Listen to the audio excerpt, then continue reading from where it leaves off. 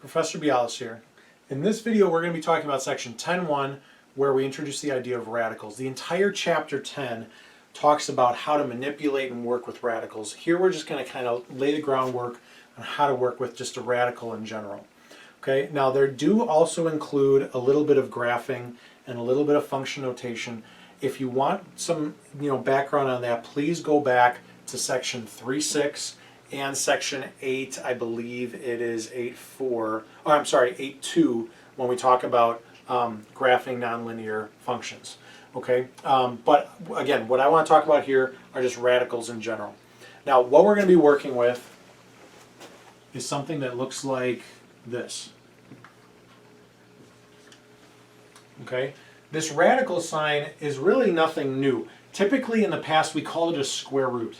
Now we're going to generalize that to any kind of root. The stuff underneath, whether it's just a number or a variable or an expression, is called a radicand.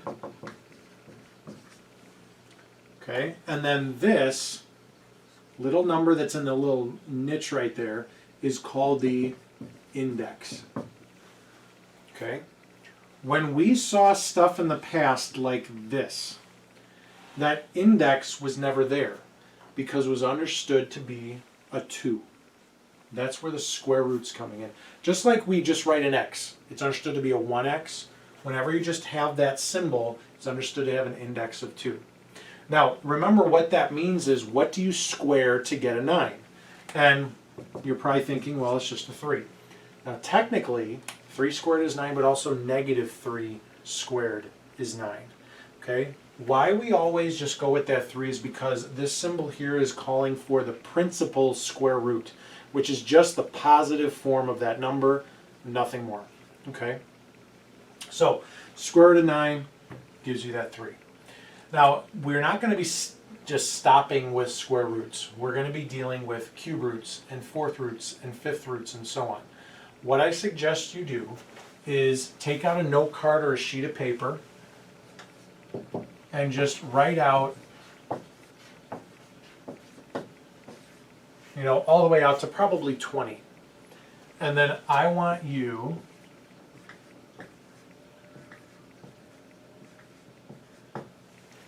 to fill this out. Now, the squares, I would square all the way out to 20.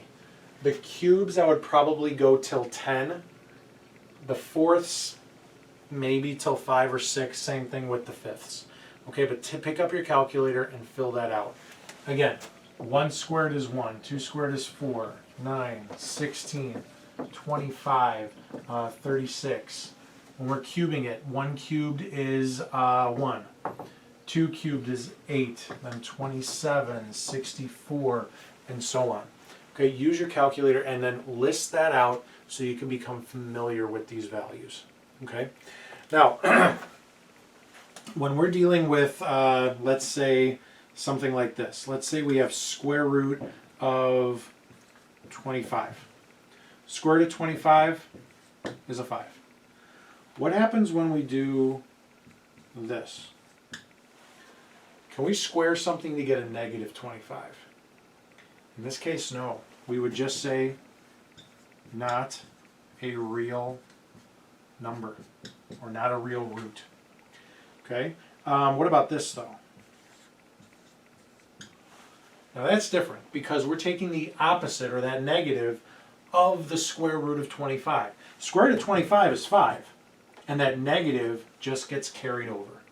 That's all there is to it. So be very careful with where the negative is. The other thing to be careful with is, let's say we have something like this. Now we're dealing with a cube root. So what do we cube to get a negative 8? Okay, let's back up a second. Let's just say cube root of 8. What do we cube to get an 8? I cubed a 2, so that just comes out as a 2. What do we cube to get a negative 8? In this case, we can do that, and we get negative 2. When we square something, we need pairs every single time. Okay, so when we have a pair of negatives, they come out positive. But with a cube root, we can have an odd number of negatives and end up negative.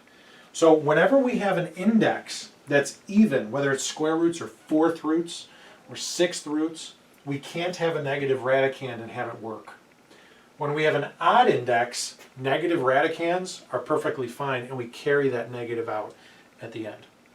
We're going to revisit this type of a thing in the very last section when we talk about imaginary numbers. But for right now, you would just say it's not real, and you move on. Okay? What about with variables? Let's say we have a square root of x to the 6th. Okay? Now, remember here the index is 2. It's understood to be a 2. Whenever we are dealing with something like this, all that entails is taking that exponent and then dividing it by the index, which is x to the 3rd. Okay? Now, there is something a little bit more to this that I'm going to talk about in a second. I just want to get the mechanics down right now. Let's say we have a 5th root of x to the 15th, y to the, let's say 20th. Just take it a piece at a time. 15 divided by 5 is a 3. 20 divided by 5 is a 4. Nothing more to it than that. Okay? Now, let's dig a little bit more into this. This is just the general mechanics of how to deal with those variables when you're taking the root of them. But depending on the instruction they give you, there could be a little bit more to this that we have to know to look for.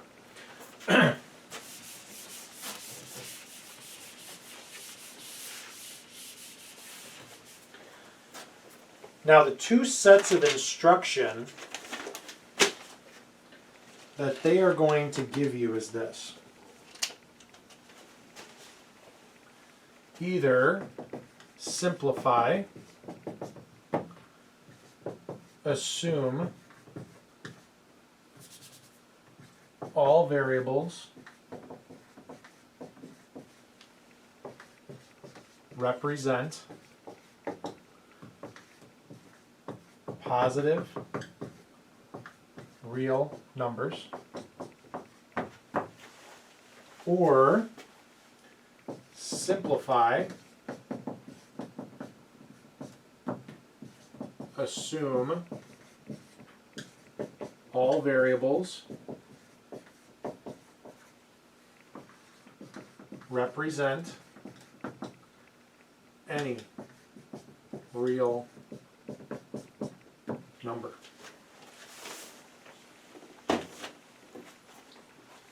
Okay? Now,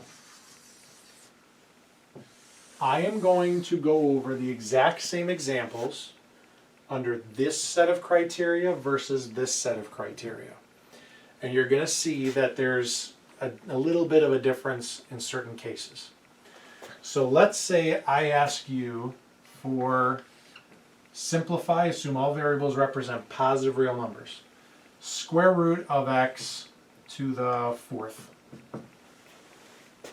Okay, again, understood to be a 2. 4 divided by 2 is a 2, so x squared. Let's say we have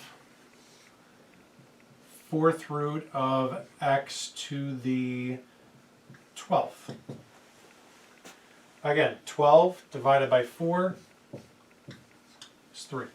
No big deal. Let's say we have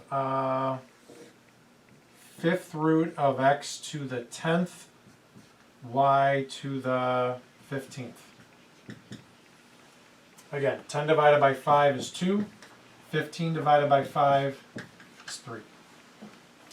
Let's say we have one more. Let's say we have square root of x to the 6th, y to the 8th, z to the 10th. Okay, so again, 6 divided by that 2 that's understood to be there is 3. 8 divided by 2 is 4. 10 divided by 2 is 5. Okay? Very simple division through there. Now, let's see those same problems under this criteria here. Now notice the difference. Here, all those variables are positive. They're positive, no questions asked. Here, they could be anything. Watch how this is going to play out. Square root of x to the fourth. Our answer? X squared. No difference. How about this?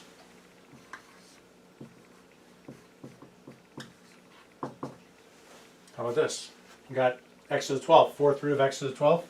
We've got x cubed. Absolute value. Okay, a little different. Let's keep going. Let's say we've got this.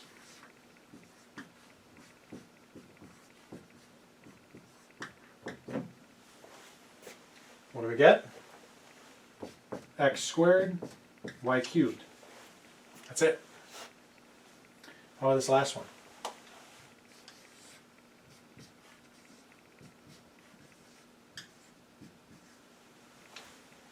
Okay, do the division. Got the x cubed, y to the fourth, z to the fifth. Okay, and we're going to go with that. Okay. This is with absolute value, and this is with absolute value.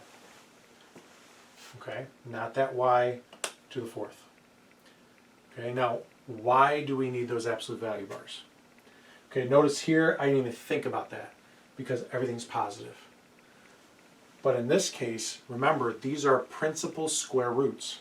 Our square roots need to be positive at the very end. When we have the pattern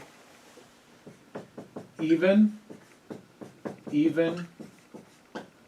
odd, whoops, ran out of room there. Use absolute value bars. So when even, odd, use absolute value bars. Now what do I mean even, odd? I'm talking about even index, even exponent, then another even exponent. Then an odd exponent at the end. So I use the bars here because I had an even index, even exponent, odd exponent. Even, odd. Put the bars. Why didn't I use it here? Because it was even. I'm safe. This, I started odd. Do I care that it's negative when it's odd? No. I just need it, I just worry about it when we have that positive there. Okay? So, and when we have a even here. So when this is odd, negatives are fine. I just carry it through. Here I had even, odd, bars. Even, no bars. Even, odd, bars. Okay? Now, again, I want to be very clear why we need that. Why are the negatives bad in those cases? Let's say I had something like this. Let's say I had a square root of -3 squared. If I look at something like this, okay, well, let's change it to a square root of x to the fourth. So it's going to mimic this. Okay? Why do I not need that? Because if I took -3 to the fourth, that would give me a positive 81. Square root of positive 81 is just a 9. Or I could say 4 divided by 2 is a 2. -3 squared is positive 9. I get the same result. Now what if I had something like this? Let's say I had,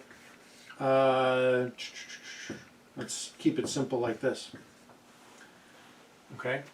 If I just did the exponents, I would take 2 divided by 2, and I would go -3 to the first. Well, that's a -3. But if I were to carry that out, -3 squared is a positive 9. Square root of 9 is 3. Do you see the discrepancy there? Okay? I can't have that negative popping out after I just manipulate those exponents like that. So that's why I need to have the absolute value bars, and then that would give me a regular 3. And then that would match as if I calculated it out with that square.